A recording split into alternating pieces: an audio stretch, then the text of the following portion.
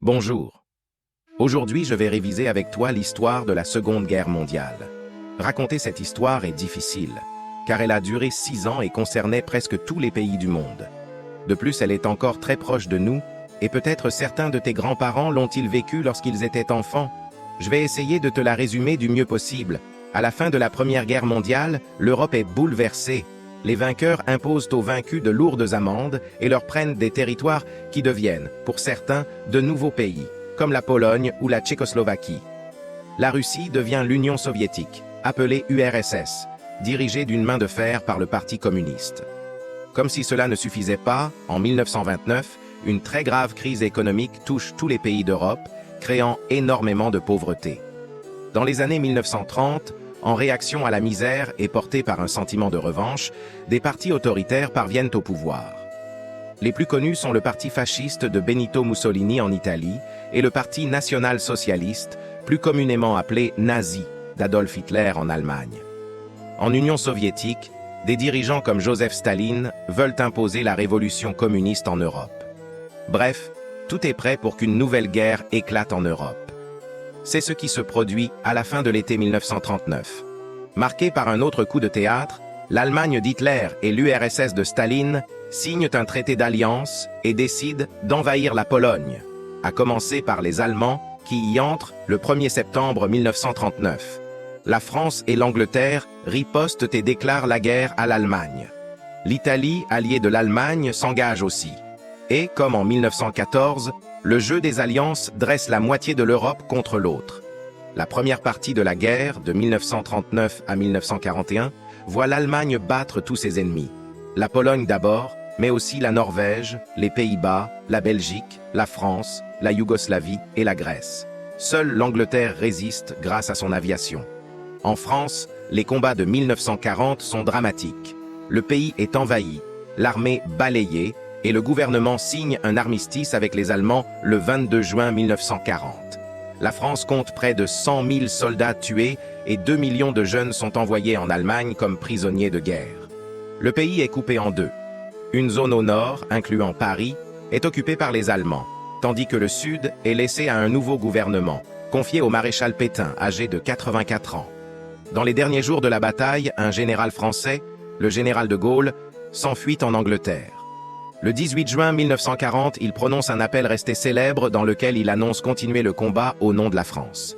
Cette date deviendra le symbole de la résistance française.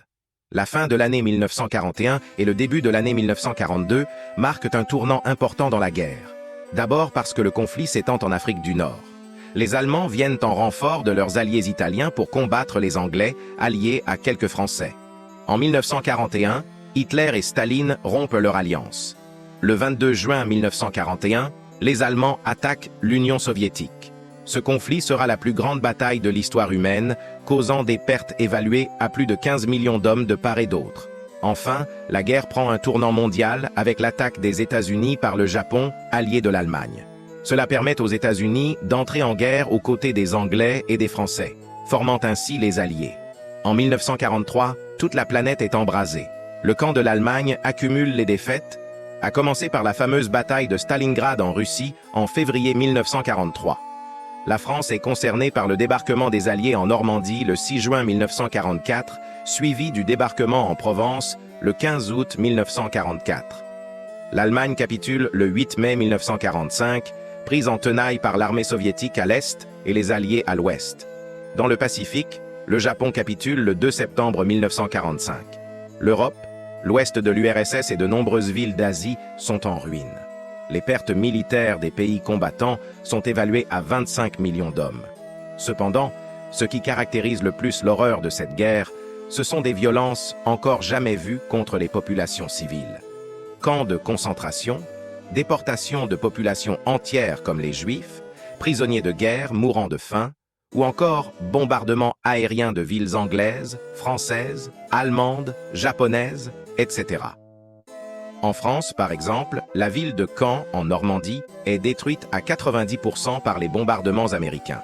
Enfin, c'est la première utilisation de la terrible bombe atomique contre le Japon à Hiroshima et Nagasaki, les 6 et 9 août 1945. À la fin de la guerre, le pouvoir est remis au général de Gaulle qui engage la reconstruction. Le bilan de cette guerre, c'est aussi l'affaiblissement des puissances européennes, France, Allemagne, Angleterre, au profit de deux superpuissances, les États-Unis et l'URSS, qui sont les véritables vainqueurs. Finalement, que dois-tu retenir à propos de la Seconde Guerre mondiale?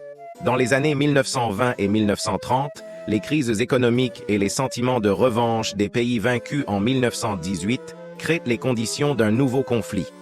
Le 1er septembre 1939, suite à l'alliance surprise d'Hitler et de Staline, la guerre débute avec l'invasion de la Pologne par les Allemands. Le 22 juin 1940, la France est battue et demande l'armistice. Elle est partiellement occupée, mais le général de Gaulle en Angleterre commence la résistance. En 1941, la guerre devient mondiale, en Afrique et dans le Pacifique, entre le Japon et les États-Unis. Fin 1942, début des défaites de l'Allemagne et de ses alliés. Les défaites s'accélèrent avec les débarquements en Normandie, notamment le 6 juin 1944. La guerre se termine en Europe, avec la capitulation de l'Allemagne le 8 mai 1945 et dans le Pacifique avec celle du Japon le 2 septembre 1945.